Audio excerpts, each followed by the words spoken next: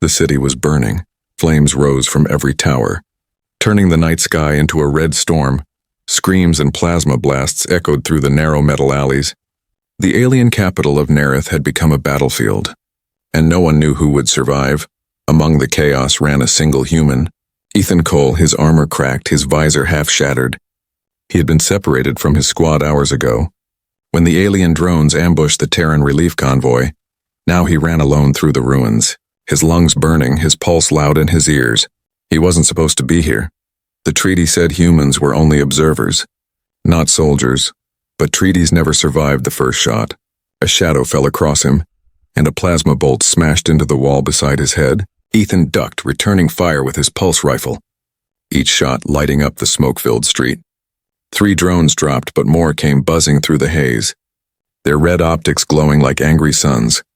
He turned into an alley, his boots splashing through glowing puddles of molten metal. Then he heard it. A cry, high-pitched, terrified, not human. Ethan froze, his instincts screaming to keep moving. But that sound cut deeper than fear. He followed it, turning past a wrecked transport, and saw a small figure huddled under fallen beams. A child, pale blue skin, silver eyes wide with terror, trembling as another drone aimed down the alley. Without thinking, Ethan threw away his rifle and charged. The first blast hit his shoulder. Spinning him halfway around, the second struck his chest plate. Throwing sparks and smoke, he dove, wrapping his body around the child, pulling debris over them as plasma bolts hammered down. 1, 2, 3, 4, the hits came like thunder. His armor melting, his breath ragged. 5, 6, 7. The world shrank to pain and the sound of his own heartbeat. The 8th bolt pierced through and everything went white.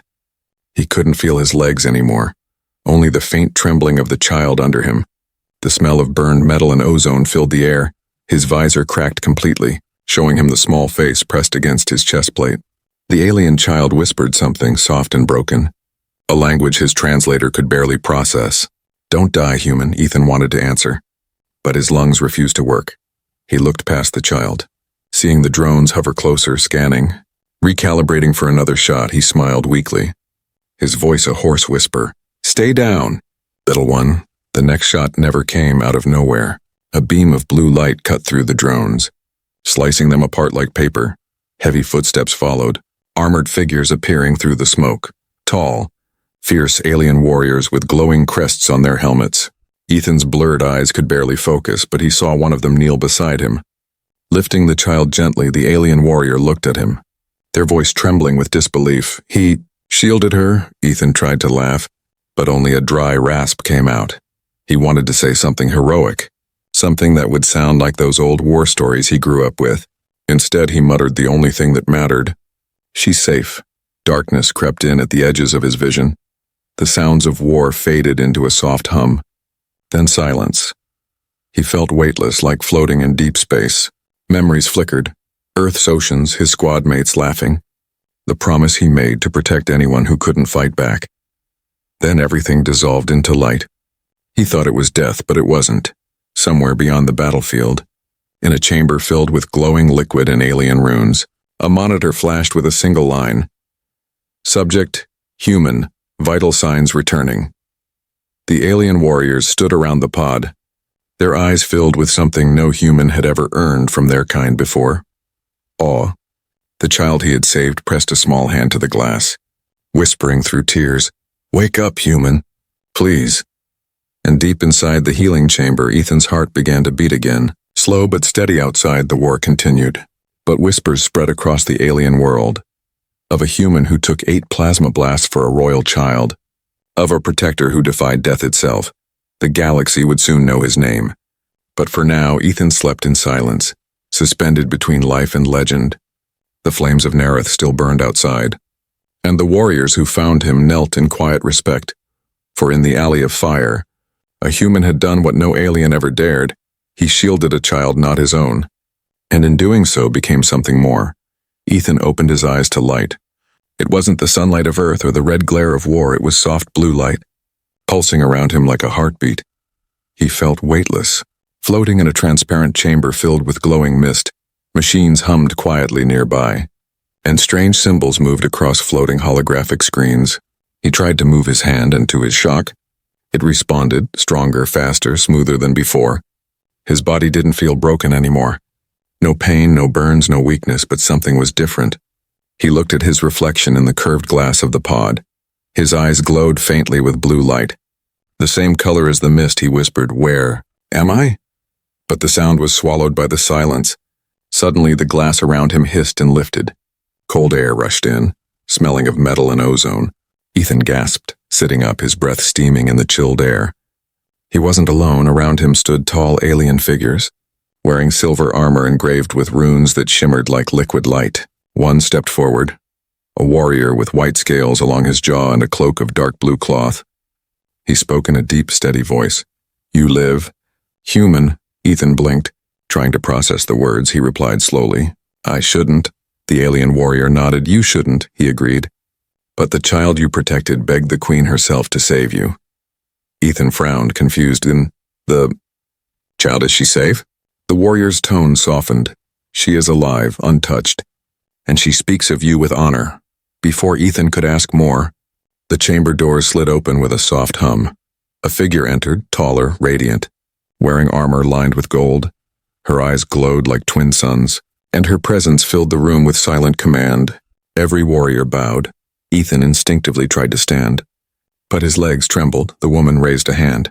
"Rest." "Human," she said gently. "You are among allies." She stepped closer, her gaze calm yet powerful. "I am Queen Sareth of the Dravari," she said. "You saved my daughter at the cost of your life." Ethan blinked in disbelief. "Your daughter?" "Yes," she replied, her voice soft but heavy with meaning. "And by the ancient code of our people, one who saves royal blood is bound to the line forever." He didn't understand. Bound to the line? What did that even mean? But before he could speak, a smaller figure peeked out from behind the queen's cloak. It was the same child, wide-eyed, silver-skinned, her tiny hands clutching a piece of his broken armor. When she saw him awake, her face lit up. "Human!" she cried, running forward. "You're alive!" Ethan couldn't help but smile. She threw her arms around his neck, and for a moment the war, the pain, the fear, and all of it disappeared. Queen Sareth watched silently, her expression softening. "You risked everything for one not of your kind," she said quietly. "Few of my warriors would have done the same." Ethan shrugged weakly. "Where I come from, you protect those who can't fight," he said. The queen tilted her head, studying him. "A simple creed," she murmured, "yet powerful." Moments later, the warrior from before handed Ethan a device, a small holographic cube. "This is your record," he explained. "It shows what you did in the Alley of Fire." The cube projected an image, Ethan shielding the child, plasma bolts raining down, his body glowing from the heat. He stared at it silently, feeling the memory like a knife in his chest. He remembered the pain, the smell of smoke, the sound of the child crying, "You died that day." The warrior said softly, "And we brought you back with our own technology, fusing your cells with Dravari biomesh." Ethan looked down at his arm. Faint veins of blue light pulsed under his skin. He was no longer just human, he was something else. Half man, half living weapon. The queen spoke again. "You are reborn." "Ethan Cole of Earth," she declared. "You are Dravari now. By right of honor." The aliens around him struck their chests in salute. The sound echoing like thunder, Ethan sat there stunned, unsure whether to be proud or afraid. He had come to this world as a soldier. Now he was being treated as a symbol, a savior. He didn't ask for this, but fate had already chosen. That night, when the room fell silent, Ethan stood on the balcony outside his quarters. Below him stretched the glowing alien city, rebuilt, alive, beautiful under twin moons. Statues were already rising, one of them shaped like a man kneeling over a child. Shielding her from fire, Ethan stared at it, his heart heavy. He whispered to himself, "I just wanted to save her, not become a legend behind him." The queen's voice echoed softly. "Legends never want it." "Human," she said. "They simply act and the universe remembers." Ethan turned toward the horizon. In the distance, alien warships floated above the clouds like silent gods. Something in his chest told him this peace would not last. He didn't know it yet, but the galaxy was already preparing to test the human shield again, and next time, it wouldn't just be his courage on trial. It would be all of humanity.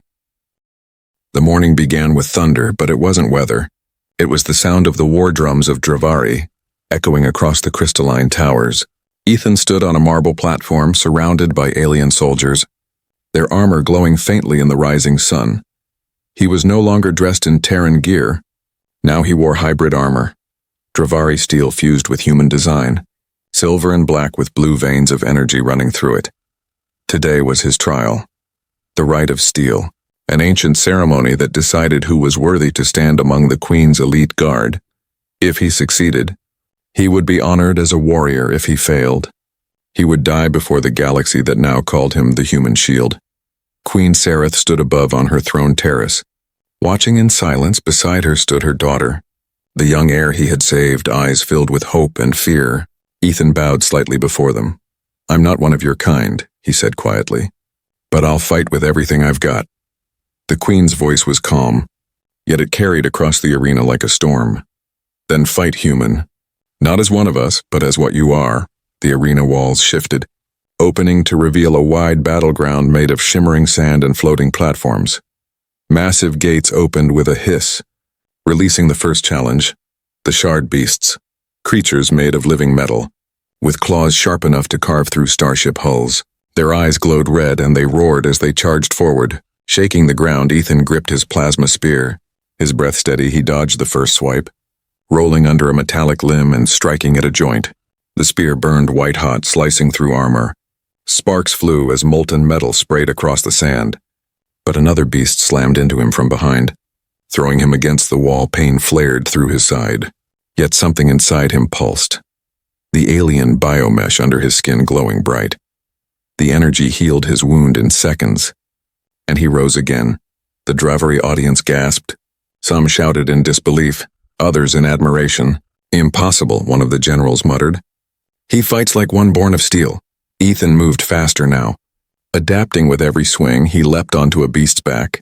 Driving the spear deep into its core, the creature screeched, collapsing as the light in its body dimmed. Another beast lunged and Ethan turned, catching its arm, twisting and breaking it in one smooth motion. The watching crowd erupted into roars, their war banners flashing his name in glowing symbols. When the last beast fell, silence followed. Ethan dropped to one knee, breathing heavily, but before he could rest, the floor opened beneath him, revealing the second trial, a pit of illusions. A shimmering light swallowed him, and suddenly he stood in darkness.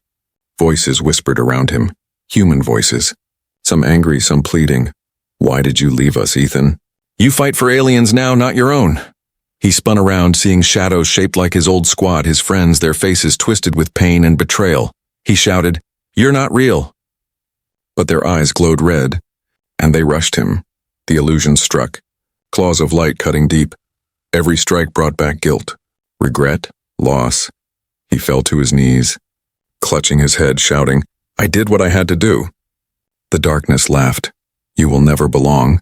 Human," the voice hissed. "Not to them, not to us." Ethan gritted his teeth. "Then I'll belong to no one, but I'll protect everyone I can," he growled.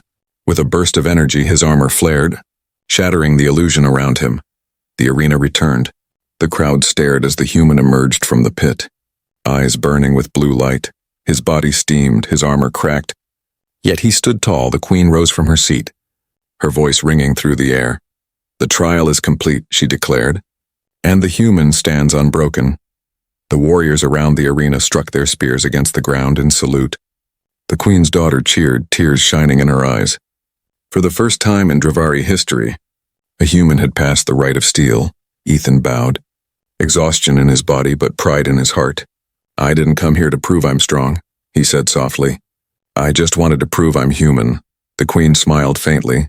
"And that," she said, "is what makes you stronger than most of us." But far above, in the shadowed balconies of the Citadel, unseen figures watched the ceremony. Their eyes glowed with envy and fear. One turned to the other, whispering coldly, "He will unite the Dravari with the humans." And that cannot be allowed. Ethan didn't know it yet. But the greatest battle was not against beasts or illusions.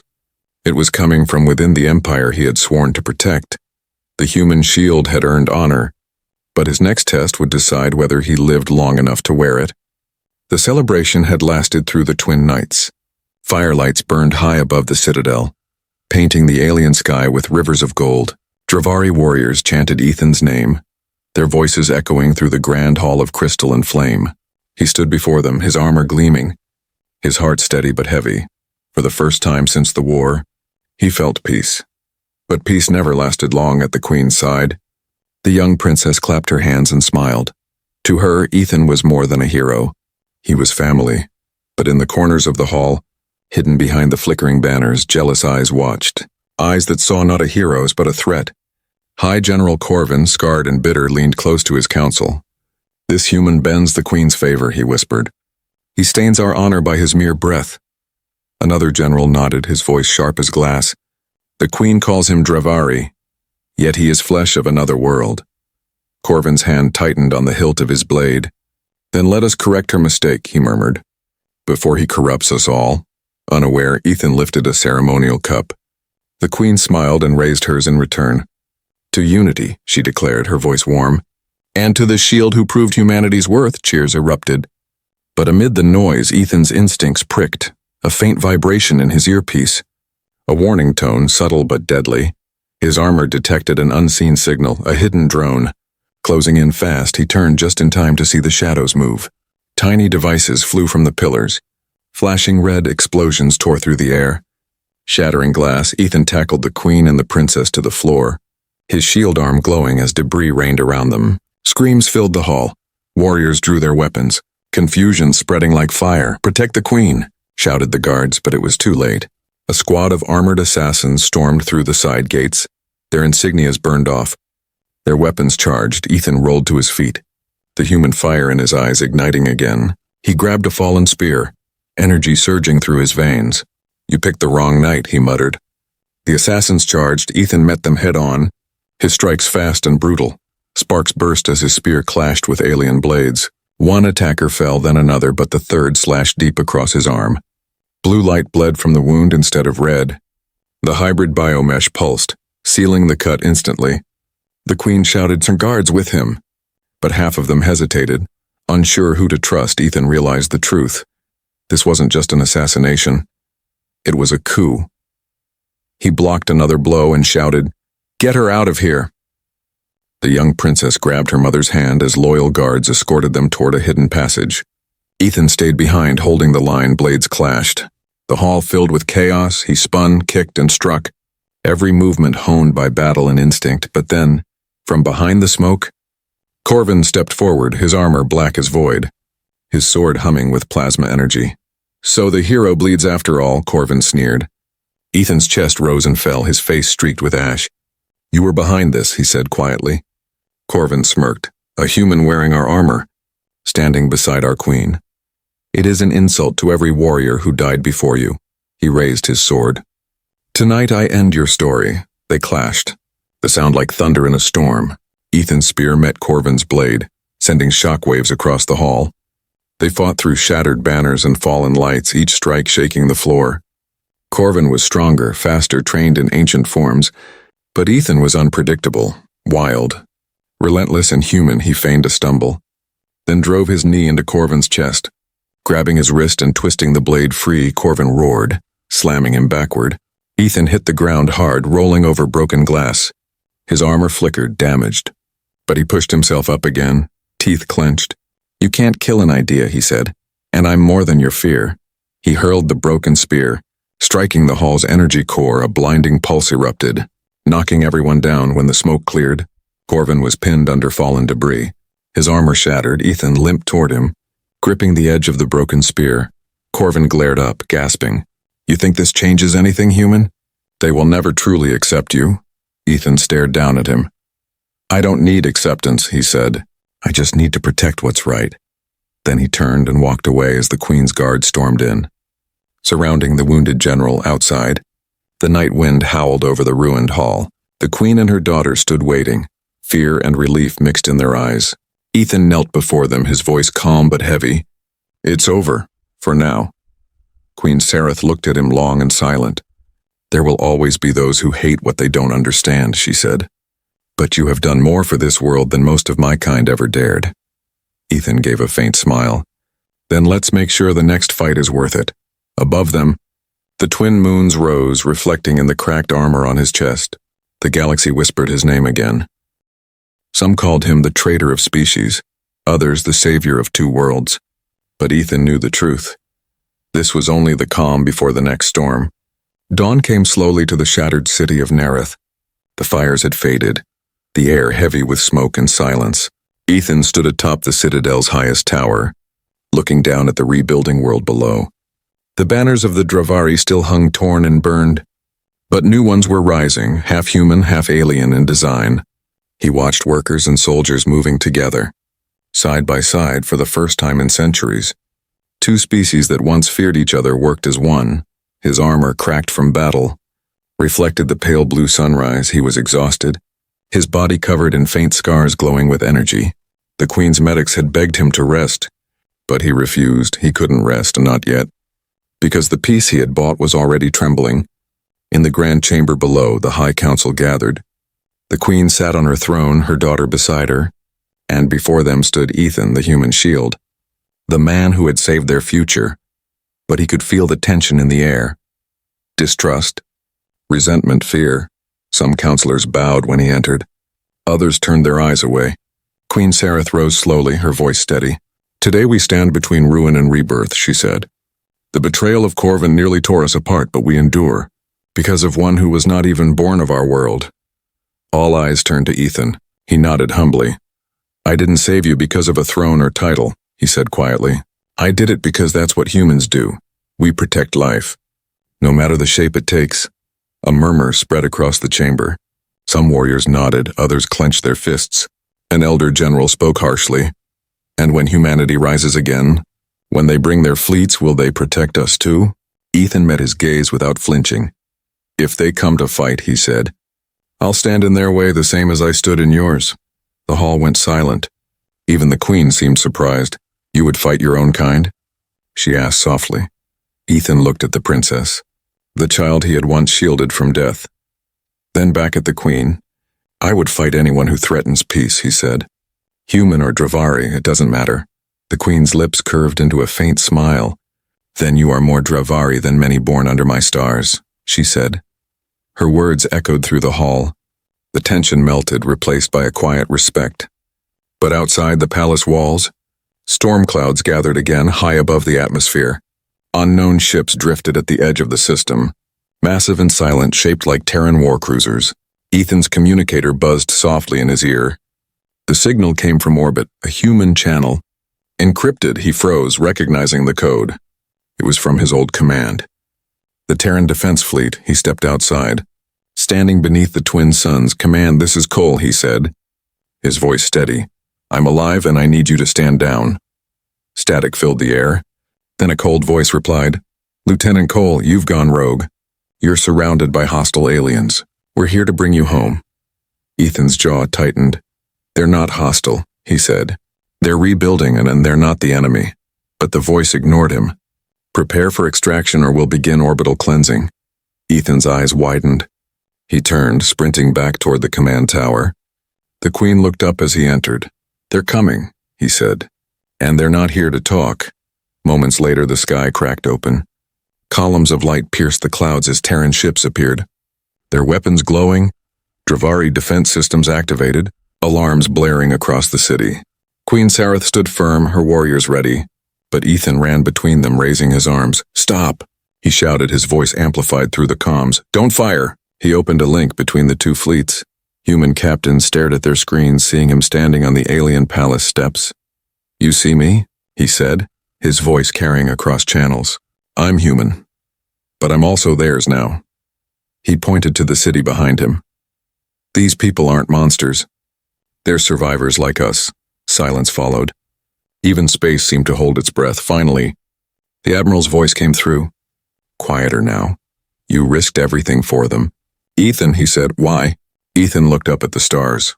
"Because someone has to take the first step," he said. "Because humanity isn't measured by who we destroy, but who we save." For a long moment there was no response, then slowly, the human ships powered down their weapons. The Dravari did the same. The war that could have burned two civilizations to ashes ended with one man standing between them. Later that night, the Queen and her daughter met Ethan on the balcony. The city glowed below them, alive again. The princess smiled, holding a small metal charm, a piece of Ethan's broken armor. Will you ever go home? She asked. Ethan looked at the stars. I am home, he said. Right here. The queen bowed her head slightly. Then you will serve as the bridge between our worlds, she said. Protector of the peace you created. Ethan nodded. The wind carried his words into the night. I'll stand where others won't, he said. Between fear and understanding, between war and hope. And as the twin moons rose once more, the story of the human shield spread across the stars, a tale told in whispers and songs, of the man who took 8 blasts for a child and built a peace that outlived empires. In the galaxy's endless darkness, one truth remained bright, that sometimes, one human heart can hold the light of 2 worlds.